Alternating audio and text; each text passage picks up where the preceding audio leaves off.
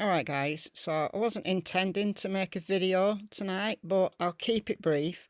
I think it's important to get this out in light of the live I did this afternoon, my time, that some of you will have seen by now. But this is the City of Moscow Police Department's update. We haven't had an update for a couple of days, and they've given us quite a lengthy one, so I want to read it to you. This is the updated information.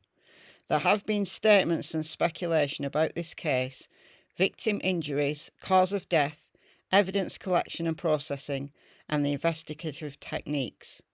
With the active criminal investigation, law enforcement has not released additional facts to the family or the public. We recognise the frustration this causes and that speculation proliferates in the absence of facts. However, we firmly believe speculation and unvetted information is a disservice to the victims, their families, and our community. The Moscow Police Department is committed to providing information whenever possible, but not at the expense of compromising the investigation and prosecution. So I think this is an address both to what Kaylee's dad's been saying and also the News Nation special that came out overnight my time. The comments made by Brian Entin regarding Kaylee was more injured, more brutally killed than Maddie, and he just said it's a source. So who's the source? Because we're getting really confused here. Well, I'm getting really confused here. Because you get 1 hour, an information piece comes out. The next hour, a contradictory information piece comes out. And then the next hour after that, another information piece comes out, which is quickly denounced by law enforcement. So if law enforcement haven't given any information, any further information to the family or to the public, then that means Kaylee's dad doesn't know. And it also means Brian Entin doesn't know because he's a person from the public. Yes, he's a journalist, but he's a person from the public. So I don't know what to make about that paragraph. I'll read it again. There has been statements and speculation about this case, victim injuries, cause of death, evidence collection and processing, and investigative techniques. So that's what News Nation talked about.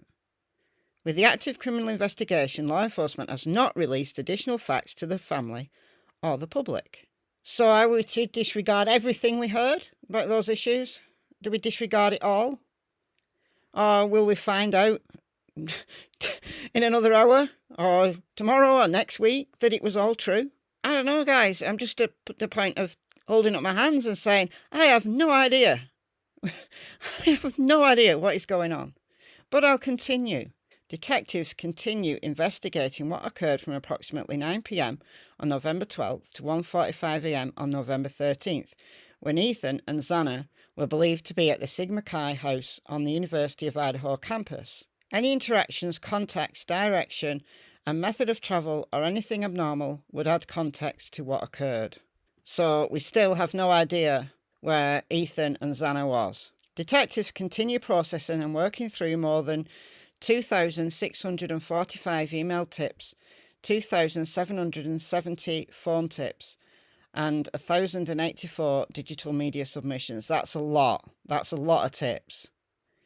There's nobody, I don't think, is saying that law enforcement aren't working hard on this. I believe they're working incredibly hard on this. But still, things are getting really, really confused. We believe someone has information that will add context to the picture investigators are creating of what occurred that evening. Our focus is the investigation, not the activities.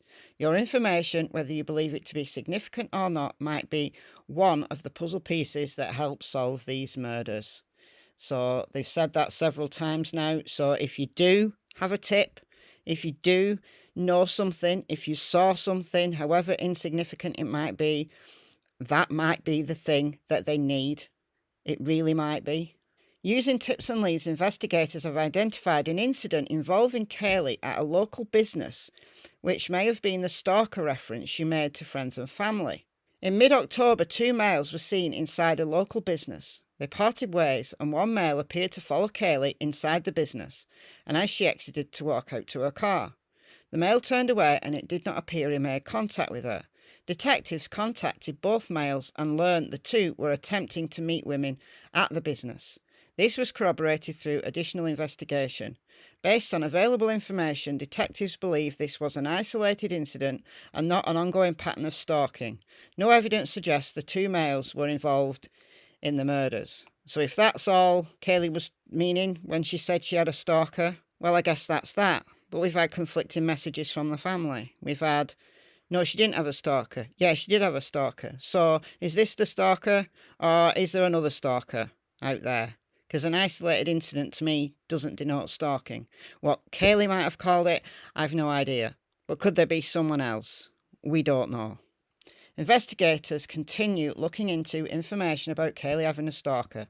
Information about a potential stalker or unusual occurrences should go through the tip line. There have been numerous requests about the dog, Murphy, found at the residence on the morning of November 13th. Arriving officers entered the residence and found the deceased victims. During the search of the home, a dog was found in a room where the crimes had not been committed.